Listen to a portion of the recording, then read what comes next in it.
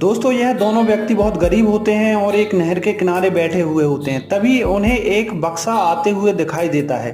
तभी यह सोचते हैं कि इसमें तो बहुत सारा खजाना है और इसको वो किनारे ले जाकर खोलने की कोशिश करते हैं। तभी उनमें से एक व्यक्ति सोचता है कि मेरा भाई इसमें से बहुत सारा खजाना ले लेगा, इसलिए मैं उसे मार देता हूँ। उसके बाद वह एक चाकू निकालकर अपने भाई को मार देता है और नहर में धकेल देता है। इसके बाद वह सोचता है कि जाकर मैं अपना खजाना देख लूं, और अपने हाथ दोनों साफ करके उस खजाने के बॉक्स को ओपन करता है तो उसमें देखता है कि उसमें तो कुछ भी नहीं है। तभी वह सोचता है कि मैंने अपने भाई को मारकर बहुत बड़ा गलत काम किया है।